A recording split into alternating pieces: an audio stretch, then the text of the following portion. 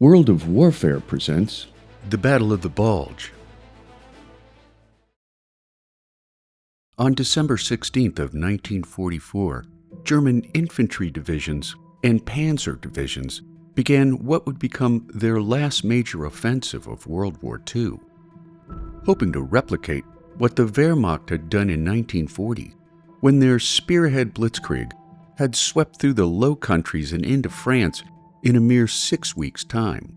The Germans' plan was to smash through Allied lines in the Ardennes Forest in Belgium and Luxembourg, before heading for the coastal port city of Antwerp, which was slowly beginning to fill the supply line shortages for the Allies' advance on Germany.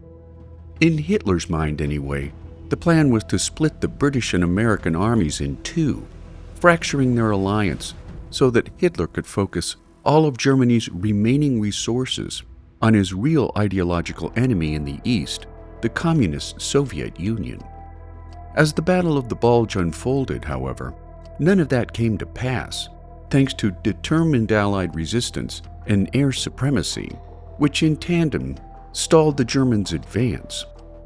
Named for the bulge the Germans created in the Allies' line, by the end of January, the bulge would be completely closed off, giving the Allies a direct route into Germany itself. In the intervening years since the battle, historians have pinpointed what went wrong for the Germans and why they failed to replicate their crushing Blitzkrieg successes of 1940, leading many to conclude that Germany's last offensive was doomed to fail even before it began, since by September of 1944, the Germans were on their heels in almost every corner of the war. In the West, the Allies had broken out from Normandy and had raced to the German border, while in the East, the Soviets had launched their massive Operation Bagration, while in the South, the Germans were struggling to hold the Allies from moving up the Italian peninsula. Hitler's last act of major aggression was also plagued by growing problems within the motherland, when intensifying Allied aerial bombardment of German cities and factories reduced the nation's ability to produce desperately needed war material, while focused bombing campaigns on German petroleum facilities like Ploesti in Romania was starving the Nazi war machine of oil. In yet another telling reversal of fortune, in the same month that Britain was disbanding its Home Guard, the Nazis were forced to organize a German equivalent. Yet despite all the precarious warning signs, Hitler was convinced that one final offensive could alter the course of war, believing that the relationship between the United States and Britain would fracture under the weight of a major counteroffensive. Equally convinced that the Wehrmacht had no way forward on the Eastern Front due to the Soviets' seemingly limitless manpower and vast territory, despite stiff opposition from his generals, Hitler believed that a decisive attack on the Western Front would force the Allies to sue for peace, thereby allowing German forces to focus on the Soviets in the East. Codenamed Operation Watch on the Rhine, 3 German army groups would make a concentrated offensive along a 60-mile front on American lines in the Ardennes Forest, from Malmedy in Belgium to Echternach in Luxembourg. Considered a sleepy part of the line, where 6 weakened and largely green American divisions were ordered to rest until supply lines could be fortified and brought forward. The attack would be conducted by the 5th and 6th SS Panzer armies and the 7th Army, sending 12 armored divisions and 17 infantry divisions into the Ardennes. Commanded by Erich Brandenburger, the 7th Army would protect the southern flank, while Hasso von Manteuffel's 5th SS Panzer Army would cross the Meuse before driving for Brussels. In the north, finally, Sepp Dietrich's 6th SS Panzer Army would cross the Meuse to the north for a direct strike on Antwerp. Once Antwerp was retaken, the Allies would be forced to move their resupply port back to Normandy, a move that would dramatically slow the Allies' push for Berlin. Hitler's audacious plan was vigorously opposed by most of his top generals, including Field Marshal Gerd von Rundstedt, Commander-in-Chief of the Western Front, and Field Marshal Walter Model, commander of Army Group B. Both believed adamantly that crossing the Meuse for a strike on Antwerp was an impossibility under the Wehrmacht's weakened forces and limited weaponry, at the same time maintaining that a bulge in the Allied lines would expose Wehrmacht forces to punishing Allied counterattacks. Both von Rundstedt and Model had proposed multiple alternative plans to Hitler.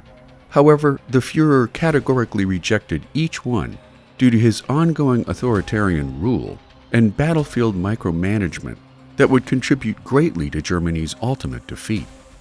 While conditions had changed dramatically since the Nazis' 1940 Blitzkrieg through the Low Countries and France, up until December of 1944, Germany had witnessed the deaths of 3.2 million men since their 1939 invasion of Poland, forcing the German military to lower the replacement troop volunteer age to 16, while the conscription age was raised to 60.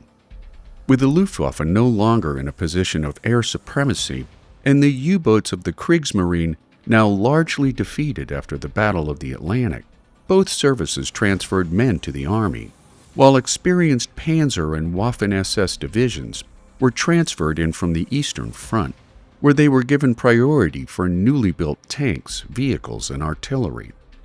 Hitler also placed Otto Skorzeny, who would achieve prominence by rescuing Mussolini, in charge of specialized operations, with orders to outfit his men in American uniforms and captured American fighting vehicles to cause havoc and death behind enemy lines in the Ardennes.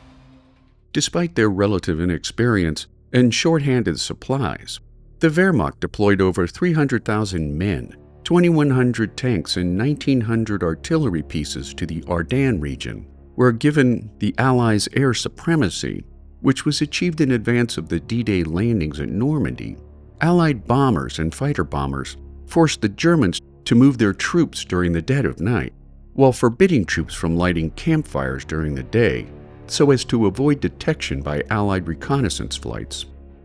Even more tenuous was their shortage of fossil fuels, forcing them to begin the assault with a mere 5 million gallons in reserve, enough to cover the Wehrmacht's fuel needs for just 6 days of fighting, with nowhere near enough to reach Antwerp.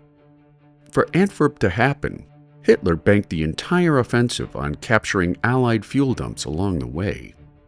Knowing that a battle of attrition would be unsustainable, Hitler laid down a strict timetable for his advance. By day 2 of his attack, German forces were to have captured St. Vith and Bastogne before crossing the river Arde. By the 4th day, they were to have reached the river Meuse before driving on to Antwerp in victory. To achieve such a timeline, the Wehrmacht relied on the element of surprise, forcing each combatant to sign oaths that they would not leak information under the penalty of death, which was part of Hitler's tightened security plan after the July 20 assassination attempt that nearly cost him his life. Thanks to the dense woods of the Ardennes, the Germans managed to amass their army in almost complete concealment, while the continued bad weather of early December 1944 prevented Allied reconnaissance flights from spotting the German buildup from the air. Beginning at 5:30 a.m. on December 16th, German artillery pounded Allied lines for the next 90 minutes before 200,000 Wehrmacht forces attacked an American force of just 80,000 men. Despite the imbalance of troops in their surprise offensive, cracks began to form immediately in Hitler's unrealistic timetable. In the north, the 6th SS Panzer Army attempted to take a vital high ground position at Elsenborn Ridge en route to the Meuse River, only to be pushed back by the Americans' 99th Infantry Division. The German plan stipulated that Sambat had to be captured by day 2 of the offensive, but American troops held off their attackers for 5 days before evacuating. As for Bastogne, American war leaders recognized the town's importance as a crossroads as soon as the battle began, sending in the 101st Airborne Division and the 10th Armored Division to reinforce the town. Arriving into Bastogne on the 19th, both divisions began setting up their defenses until the Germans encircled the town on the 22nd, forcing the Americans to hold out for over a week in siege conditions that quickly used up their supplies of food and ammunition, valiantly buying time for reinforcements to enter the fight. On December 19th, General Dwight D. Eisenhower, Commander-in-Chief of all Allied forces in the ETO, made the controversial decision to give British Field Marshal Bernard Montgomery full command of all British and American troops north of the Bulge, prompting him to quickly move the 30th British Corps from the north to the south to cover the Meuse bridges. By Christmas Eve, an additional 500,000 Allied troops had entered the fight in the Ardennes, which greatly slowed down the Germans' advance. To make matters worse for the Germans, lack of fuel fast became a looming problem, since their slower pace precluded them from capturing Allied fuel stocks, which were largely evacuated by a corps of African-American truck drivers of the Red Ball Express. The Germans also faced massive traffic jams due to their failure to capture the limited and quite vital roads in the region, bottlenecking fuel deliveries desperately needed at frontline positions.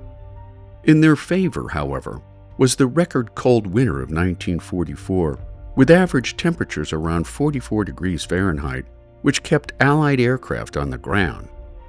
On December 23rd, weather conditions finally started to improve, allowing the Allies to bring their air superiority to bear against German tanks, troop positions, and supply routes, while dropping much-needed supplies to the Allied troops surrounded at Bastogne.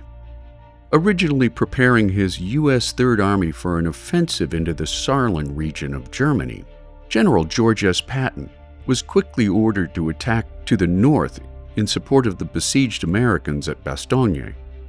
In a Herculean feat of logistics and speed, the Third Army managed to break the siege at Bastogne on the 26th, quickly bogging down the Germans in a battle of attrition, something the Germans had hoped to avoid.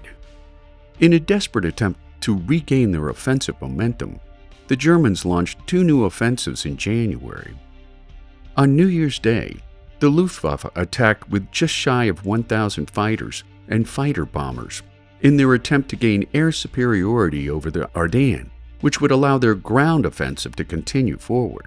And while the Luftwaffe managed to destroy some 300 Allied aircraft, they lost over 200 largely irreplaceable pilots in the process, a loss from which they would never recover. The Germans' second offensive came in the south in the Alsace-Lorraine region, designed to break through the American lines, which were now stretched thin after the departure of Patton's Third Army. However, American war leaders had anticipated such an attack, building up the region with reinforcements which halted the Germans' offensive with heavy losses for Germany. Simultaneously, the Allies launched fearsome counterattacks in the Ardennes from north to south, which closed up the Bulge by the end of January, returning the front line to what it had been before the failed German offensive had started. By the end of the battle on January 28, 1945, both sides had suffered egregious losses, including 82,462 casualties for the Allies, with 8,407 killed in action, 46,170 wounded, and 20,905 missing in action, at a cost of 800 tanks and 1,000 aircraft. As for the Germans, they suffered more than 100,000 casualties, at a loss of 554 tanks and over 800 aircraft. The protracted battle also witnessed a number of massacres of captured Allied combatants, including the Malmedy massacres, the Wereth massacre, the Chinon massacre, as well as the civilian slaughter of nearly 300 Belgians in Stavelot, Renardmont, and Parfantry. The Battle of the Bulge proved to be Hitler's final throw of the dice before Germany's inevitable defeat, a last-stand battle that shortened the war and essentially ended Germany's ability to resist in both fronts. When the Soviets launched their winter offensive in January of 1945, the Red Army beat back German resistance to advance 300 miles closer to Germany in a matter of weeks. 2 months later, the Allies would do the same thing during their Rhineland campaign under Operations Plunder and Varsity, sweeping across the Rhine River into the German heartland itself, making the Battle of the Bulge the beginning of the end for Nazi Germany.